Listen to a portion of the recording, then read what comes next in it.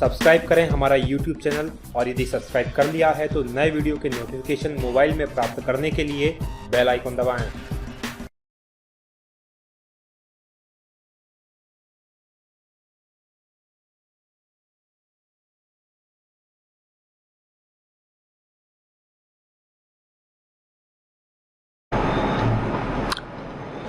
साथियों नमस्कार, बहुत स्वागत है आपका D&K एकेडमी में। मैं हूं भगवत दांगी, फाउंडर D&K एकेडमी।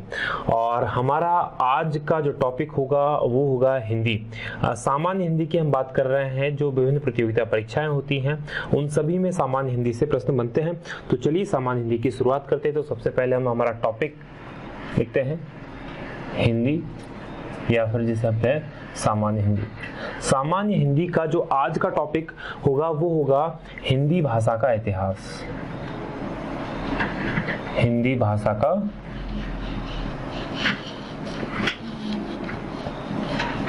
इतिहास बहुत इंपॉर्टेंट है। हिंदी भाषा का इतिहास देखिए 2013 में जो MPSI का जो पेपर हुआ था उसमें आज का जो वीडियो में हम बताएंगे उससे लगभग 4 से 5 प्रश्न पूछे गए थे। तो इससे आप समझ सकते हैं कि कितना इंपॉर्टेंस है। और विभिन्न प्रतियोगिता परीक्षाएं जो भी होती हैं इससे प्रश्न बनते ही बनते हैं। तो बहुत ध्यान से इस आज का जो वीडियो है इसको पूरा देखिएगा। चलिए बात करते हैं सबसे पहले हिंदी भाषा के इतिहास की। तो हिंदी भाषा का इतिहास कहाँ से शुरू हुआ, किस तरह से हिंदी भाषा का नाम हिंदी पड़ा, इन सब चीजों की हम चर्चा करेंगे। सबसे पहले देखते हैं हिंदी भाषा के नाम को कि इसका नाम आखिर कैसे पड़ा। देखिए ध्यान दीजिएगा, हिंदी का नाम हिंदी जो है वो सबसे पहले जिस व्यक्ति ने यूज किया था उनका नाम है अमीर खुसरो। अमीर खुसरो ने हिंदी को हिंदी या हिंदवी, ध्यान दीजिएगा हिंदी या हिंदवी दो नाम से इसे संबोधित किया। हिंदी भी कहा, 2-4 जगह हिंदी मिलता है कुछ जगह, और कुछ जगह हिंदी भी मिलता है, हिंदवी। ये दो नाम दिए अमीर खुसरो ने। ठीक है, उससे पहले की बात करें ये हिंदी नाम कैसे पड़ा, तो ईरानी भाषा से ये बेसिकली या फारसी भाषा से ये आया है। ईरानियों ने नाम दिया है हिंदी हिंदवी। क्यों आया है, क्योंकि संस्कृत का सा जो शब्द होता है, संस्कृत में एक शब्द होता है सा, और ये शब्द ईरानी या फारसी में नहीं होता। इसके स्थान पर ईरानी फारसी में हा प्रयोग किया जाता है। जैसे उदाहरण के लिए आप लिखें सप्ताह, ठीक है, तो अगर ईरानी में इसे बोलेंगे हफ्ता। तो इस तरह से आप समझते हैं कि ये सा जो शब्द होता है वो संस्कृत में होता है, लेकिन ईरानी या फारसी में ये शब्द नहीं होता। तो ये जो सिंधु नदी थी उसके पूर्व का जो देश था, ये सिंधु नदी के पहले की जो जमीन थी उसको वो हिंदू कहते थे या हिंदुस्तान कहते थे, और वहां जो बोले जाने वाली जो भाषा थी उसे हिंदी का नाम दिया गया। ठीक है, अब लेकिन हिंदी का जो प्रयोग हुआ है लगभग वो 1000 ईस्वी के बाद से हिंदी का प्रयोग किया जाने लगा है। उसको अलग अलग कालखंडों में बांटा गया है कि किस तरह से बांटा गया। सबसे पहले जो भाषा थी वो थी संस्कृत भाषा। भारत के अंदर जो संस्कृत ही बोली जाती थी, संस्कृत भाषा जो बोली जाती थी वो लगभग 1500 ईस्वी से लगभग 500 ईस्वी तक ये बोली जाती थी। 1500 ईस्वी से ईसा पूर्व से 500 ईसा पूर्व, ध्यान दीजिएगा 1500। दो तरह की संस्कृत हुई, एक धार्मिक और दूसरी लौकिक संस्कृत, या एक वैदिक संस्कृत दूसरी लौकिक संस्कृत। एक वो संस्कृत जो सामान्य बोलचाल की भाषा में होती थी, और एक दूसरी वो संस्कृत जिसमें ग्रंथ वगैरह की रचना हुई। तो जो वैदिक संस्कृत थी वो थोड़ी सी कठिन थी, और जो सामान्य लोक बोलचाल की भाषा थी वो थोड़ी सी सरल थी। संस्कृत के बाद आती है पाली भाषा। ये जन सामान्य की भाषा बन गई थी पाली भाषा, और पाली भाषा में महात्मा बुद्ध के जितने भी उपदेश हैं वो सब के सब पाली भाषा में हैं। जो मगध साम्राज्य था, खासकर अशोक के समय ये राजभाषा हुआ करती थी पाली। पाली के बाद आती है प्राकृत भाषा। महावीर स्वामी के जितने भी उपदेश हैं वो प्राकृत भाषा में, और जैन धर्म जो अधिकतर लिखे गए हैं वो प्राकृत भाषा में ही लिखे गए हैं। ठीक है, अगर संस्कृत की बात करें तो इसका जो काल था 1500 ईसा पूर्व से लेकर 500 ईसा पूर्व के आसपास का रहा। वहीं पाली की बात करें तो पाली का जो समय रहा 500 ईसा पूर्व से लेकर पहली सदी के आसपास तक का रहा, पहली ईस्वी तक का रहा। प्राकृत पहली से लेकर 500 ईस्वी तक प्राकृत रही, और प्राकृत के बाद समय आता है अपभ्रंश का। अपभ्रंश 500 से लेकर 1000 ईस्वी तक, और अपभ्रंश के बाद आ जाती है हमारी हिंदी। अपभ्रंश के बाद हिंदी का समय आ जाता है, जो हिंदी आज हम जानते हैं लगभग उसके अलग अलग स्वरूप अलग अलग बोलियों के रूप में दिखाई देने लगे। तो ये थी एक भाषा का विकास, संस्कृत से पाली, पाली से प्राकृत, प्राकृत से अपभ्रंश और अपभ्रंश से हिंदी।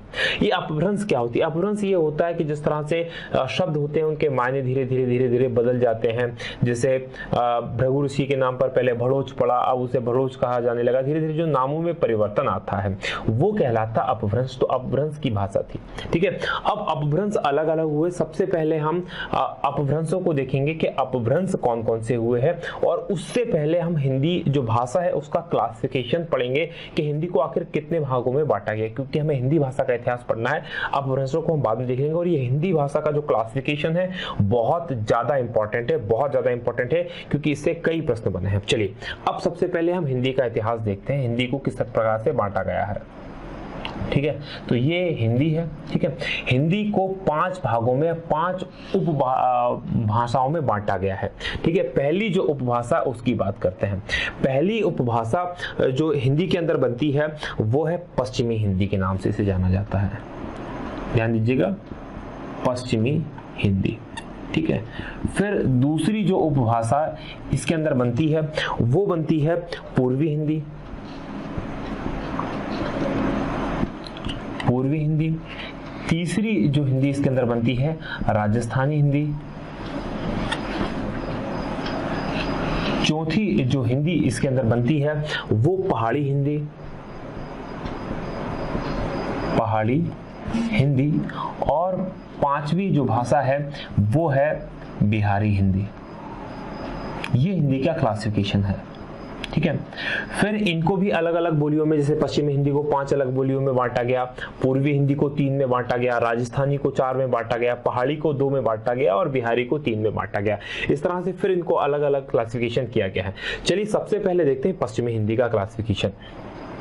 पश्चिमी जो हिंदी है उसको फिर 5 भागों में अलग अलग बांटा गया है। इसका पहला भाग देखते हैं। पश्चिमी हिंदी का पहला भाग जो है वो खड़ी बोली है,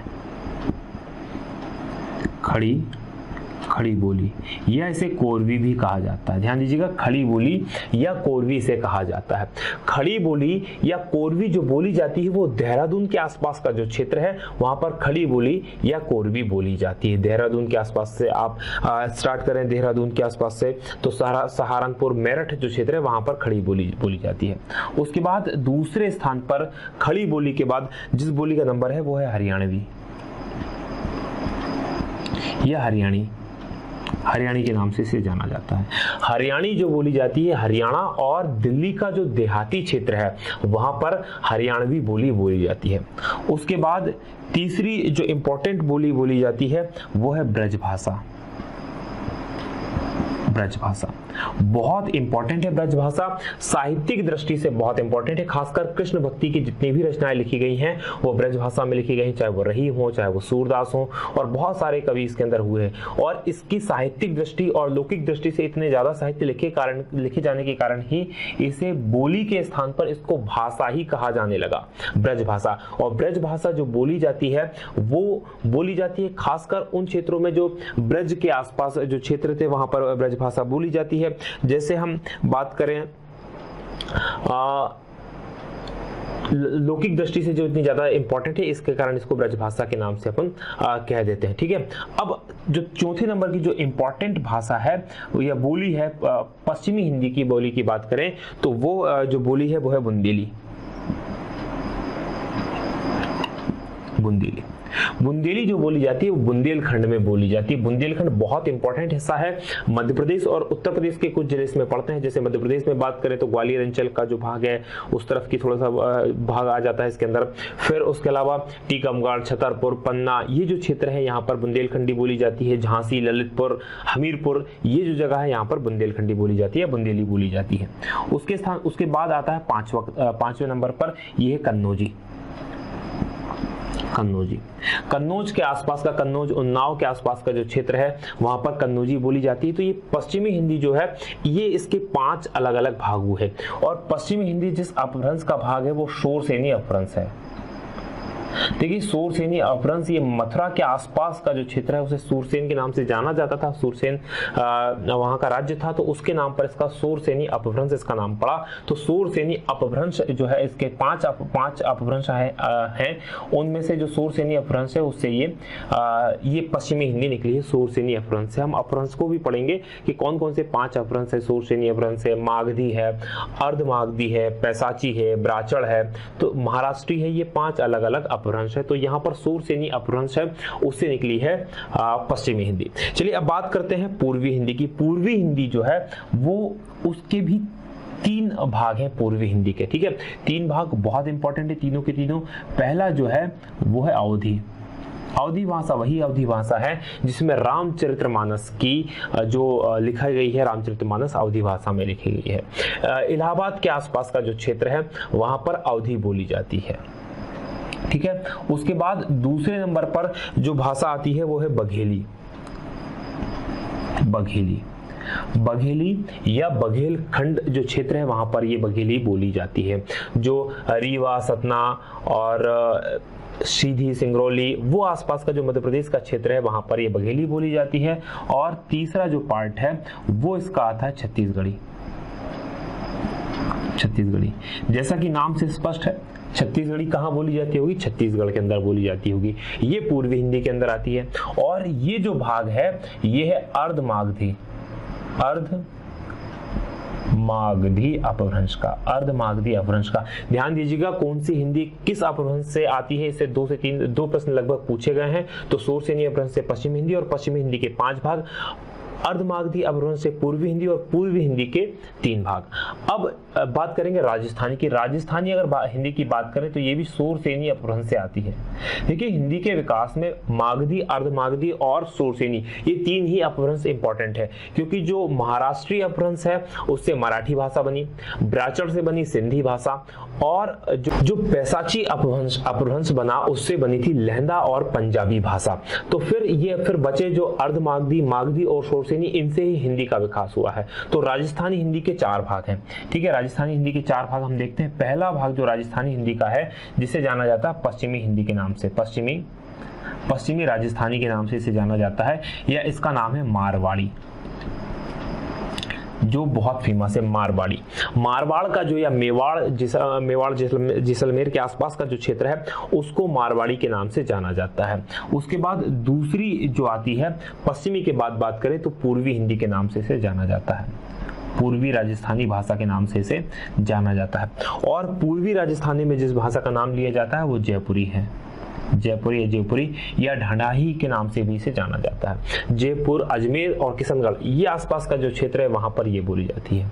तीसरा जो इसमें नाम आता है वो आता है उत्तरी राजस्थानी, इसे मेवाती भी बोलते हैं। ध्यान दीजिएगा इनके जो उपनाम है वो इंपॉर्टेंट है। मेवात के आसपास का जो क्षेत्र है, अलवर, भरतपुर और गुड़गांव के आसपास का जो क्षेत्र है, मेवात जिला जो हरियाणा के अंदर पड़ता है, वहां पर ये मेवाती भाषा बोली जाती है। और चौथी और सबसे इंपॉर्टेंट जो भाषा है वो है मालवी, या दक्षिणी हिंदी के नाम से, दक्षिणी राजस्थानी के नाम से भी जानते हैं, दक्षिणी राजस्थानी, और इसे मालवी कहते हैं, मालवी, ठीक है। मालवी क्षेत्र में जो बोली जाती है, मालवा का जो क्षेत्र है, इंदौर, भोपाल, उज्जैन, देवास, ये जो क्षेत्र है यहाँ पर ये दक्षिणी राजस्थानी या मालवी बोली जाती है। और ये सब सूरसेनी उपभ्रंश से आती है। अब बात करेंगे पहाड़ी हिंदी की। पहाड़ी हिंदी बहुत इंपॉर्टेंट है। पहाड़ी हिंदी के अंदर 2 भाग इसमें है। एक है पश्चिमी पहाड़ी, जो जोनासार, शिमला जो क्षेत्र है, जोनासार, शिमला, मंडी ये आसपास का क्षेत्र है, यहाँ पर ये पश्चिमी हिंदी बोली जाती है। और दूसरा इसका भाग है जो कि मध्यवर्ती हिंदी के नाम से जानी जाती है, मध्यवर्ती पहाड़ी हिंदी के नाम से जानी जाती है। ये मध्यवर्ती पहाड़ी हिंदी के 2 भाग हैं फिर अलग। एक है कुमाऊनी और दूसरी है गढ़वाली, ठीक है। कुमाऊनी और गढ़वाली। तो कुमाऊं क्षेत्र है राजस्थान, हिमालय क्षेत्र जहां पर हिमालय का कुमाऊं क्षेत्र है वहां पर कुमाऊनी बोली जाती है, और वहीं पर गढ़वाल क्षेत्र है वहां पर गढ़वाली बोली जाती है। तो ये भी बहुत इंपॉर्टेंट है। और ये पहाड़ी हिंदी जो है ये भी सूरसेनी उपभ्रंश से आती है। अब सबसे अंतिम जो हमारी उपभाषा है, उपबोली है, वो बिहारी हिंदी है। और बिहारी हिंदी जो आती है वो मागधी अपभ्रंश से आती है। मागधी अपभ्रंश से आती है। और मागधी अपभ्रंश इसके अंदर 3 बोलियां इंपॉर्टेंट है, ठीक है। बिहारी हिंदी के अंदर 3 बहुत इंपॉर्टेंट बोलियां हैं। पहली है मगही, मगही, दूसरी है मैथिली और तीसरी है भोजपुरी,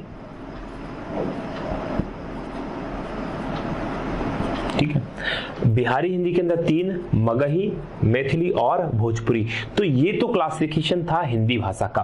ध्यान दीजिएगा, ये क्लासिफिकेशन था हिंदी भाषा। हिंदी भाषा की 5 बोलियां, पश्चिमी हिंदी, पूर्वी हिंदी, राजस्थानी हिंदी, पहाड़ी हिंदी और बिहारी हिंदी, ठीक है। ये अलग अलग अपभ्रंश से आई। पश्चिमी हिंदी आई शोरसेनी अपभ्रंश से, राजस्थानी हिंदी आई शोरसेनी अपभ्रंश से, पहाड़ी हिंदी आई शोरसेनी अपभ्रंश से, पूर्वी हिंदी आई अर्धमागधी अपभ्रंश से और मागधी अपभ्रंश से आई बिहारी हिंदी। पश्चिम हिंदी के 5 भाग खड़ी बोली, हरियाणी, ब्रजभाषा, बुंदेली, कन्नौजी। पूर्वी हिंदी के 3 भाग अवधी, बघेली और छत्तीसगढ़ी। राजस्थानी के 4 भाग, पश्चिमी हिंदी से मारवाड़ी कहते हैं, पूर्वी हिंदी से जयपुरी या ढढ़ाही कहते हैं, तीसरी जो उत्तरी राजस्थानी जिसे मेवाती कहते हैं और चौथी दक्षिणी राजस्थानी जिसे मालवी कहते हैं। पहाड़ी हिंदी के 2 भाग, पश्चिमी पहाड़ी जो अलग क्षेत्रों में बोली जाती है, मध्यवर्ती पहाड़ी, फिर मध्यवर्ती पहाड़ी के 2 भाग, कुमायूनी और गढ़वाली। बिहारी हिंदी के 3 भाग, मगही, मैथिली और भोजपुरी। जो भोजपुरी है वो बहुत ज्यादा इंपॉर्टेंट है। देखिए, भोजपुरी हिंदी की जितनी भी ये बोलियां आप देख रहे हैं, इन बोलियों में सर्वाधिक बोली कोई बोली जाती है तो वो भोजपुरी है। उसके अलावा हिंदी सिनेमा, भोजपुरी जो सिनेमा है सर्वाधिक भारत के अंदर जो मूवीज बनती हैं वो भोजपुरी में बनती हैं। भोजपुरी एक अंतर्राष्ट्रीय स्तर की भाषा है, खासकर फिजी, गुयाना, त्रिनाड, ये जो देश है, सूरीनाम, ये जो देश हैं, यहाँ पर भोजपुरी बड़ी मात्रा में बोली जाती है और बहुत इंपॉर्टेंट है। तो ये अंतर्राष्ट्रीय स्तर की भाषा भी भोजपुरी को माना जाता है। चलिए अब बात कर लेते हैं हम अपभ्रंश की।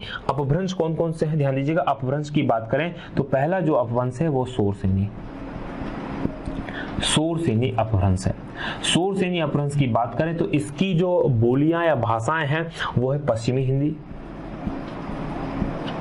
पश्चिमी हिंदी जैसे कि आपने ऊपर देखा, फिर उसके बाद राजस्थानी, राजस्थानी के बाद पहाड़ी हिंदी, पहाड़ी हिंदी और गुजराती जो भाषा निकली है वो शोरसेनी अपभ्रंश से निकली और बहुत इंपॉर्टेंट है शोरसेनी अपभ्रंश। दूसरा जो अपभ्रंश की हम बात करें तो वो है अर्धमागधी, अर्धमागधी अपभ्रंश। अर्धमागधी अपभ्रंश से बात करें तो पूर्वी हिंदी से निकली है। पूर्वी हिंदी जो है वो अर्धमागधी अपभ्रंश से निकली है, ठीक है। उसके बाद तीसरे नंबर पे आता है मागधी अपभ्रंश, मागधी अपभ्रंश। मागधी अपभ्रंश बहुत ही इंपॉर्टेंट है। इससे जो भाषा निकली है खासकर बिहारी, बिहारी हिंदी हमने देखी। उसके बाद बंगला, बंगला भाषा, उड़िया भाषा, असमिया भाषा, ये जो निकली है ये निकली है मागधी। उसके बाद 2 अपभ्रंश और शेष रह जाते हैं। पहला जो अपभ्रंश है वो है ब्राचड़ अपभ्रंश। तो ब्राचड़ से निकली सिंधी, पैसाची से निकली है लहंदा और पंजाबी और महाराष्ट्री से निकली है मराठी। ये 3 अपभ्रंश रह जाते हैं। तो इस तरह से 6 अपभ्रंश हैं और हिंदी का ये क्लासिफिकेशन है। तो बहुत ध्यान से इस पूरे क्लासिफिकेशन को आप समझ लीजिएगा। यदि ये आपको हमारा वीडियो पसंद आए तो इसे आप लाइक करें और हमें बताएं कि ये वीडियो आपको पसंद आ रहा है। आज की बात हम यहीं समाप्त करेंगे। बहुत बहुत धन्यवाद। जय हिंद, जय भारत।